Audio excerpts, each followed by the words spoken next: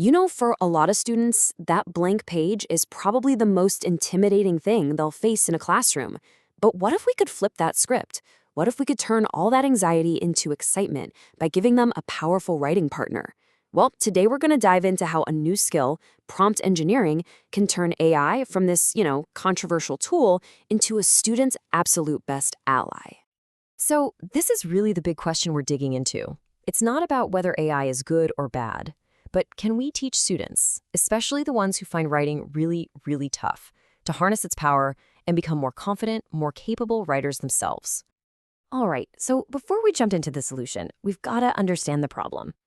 Writing is an incredibly complex thing, and for a lot of students, the real challenge starts way before they even type a single word. Now, this is so important because it breaks down why writing can be so hard. For students with learning disabilities, it's not just about, grammar. They might struggle with holding ideas in their working memory, trying to organize their thoughts, or just getting the words out. And this can lead to shorter work, less organized work, and honestly, just a really negative feeling about writing in general. And here's a number that just kind of stops you in your tracks. While the experts say kids need about an hour of writing instruction every day, most teachers only have about 15 minutes to give. That is a massive gap between what's needed and what's actually happening. And this really tells the other side of the story. It isn't just about time. It's also about training. A staggering 80% of teachers say they feel underprepared to teach writing. Many are just learning as they go, through trial and error. This just screams for new, effective strategies and tools that can support everybody, teachers and students. Okay, so keeping that big challenge in mind, let's look at how some new tools can help. And this is where AI comes into the picture. But I want you to think of it less like a simple chatbot and more like a co-pilot for writing. It kind of builds on the stuff we're used to, like spell check, but it offers something way more dynamic.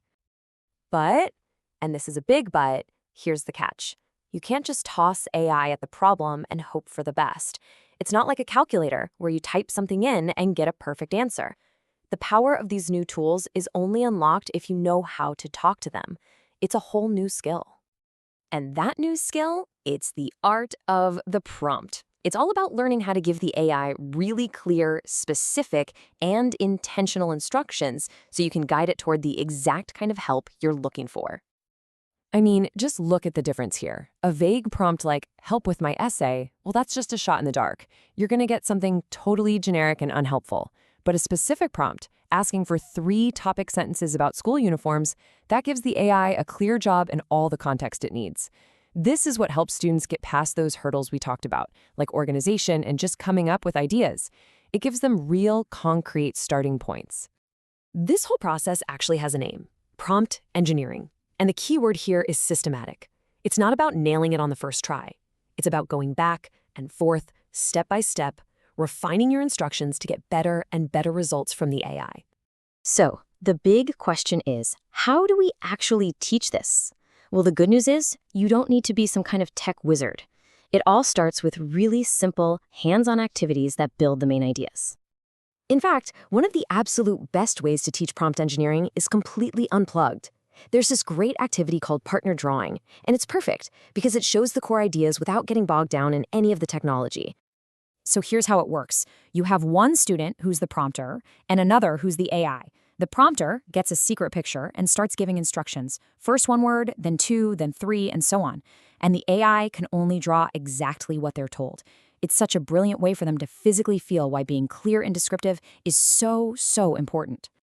Okay, so once they get the main idea, then you can bring in the technology. And AI image generators are amazing for this because they give you instant visual feedback on how good your prompt is. A student might start with something really simple like this. And sure, the AI will make an image, but it's probably going to be pretty basic. A gray elephant, a plain kite, boring background. But then they can start refining. With just one simple change, they immediately see a different result. That direct cause and effect is what makes the whole learning process so real and tangible. And this is exactly why this is so powerful. With text, it can be hard to figure out what to add next. But with an image generator, students can literally see the missing details. They start to think, oh, right, I never said what color the grass should be or what shape the clouds are. This directly helps them build their vocabulary and come up with new ideas. They learn to be more descriptive to get the result they actually want.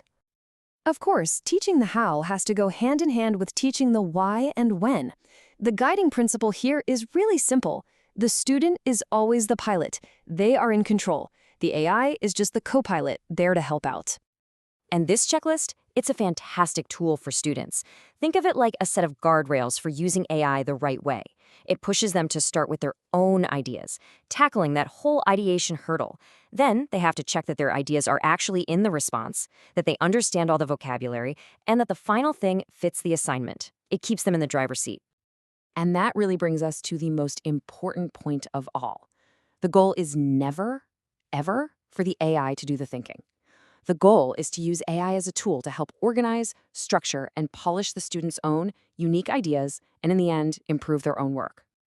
So as this technology becomes a bigger and bigger part of our world, this is the real challenge we're left with. It's not about banning it or ignoring it. It's about being thoughtful, being strategic, and teaching our students how to stay the author, the creator, and the pilot, with AI just serving as their incredibly powerful new assistant.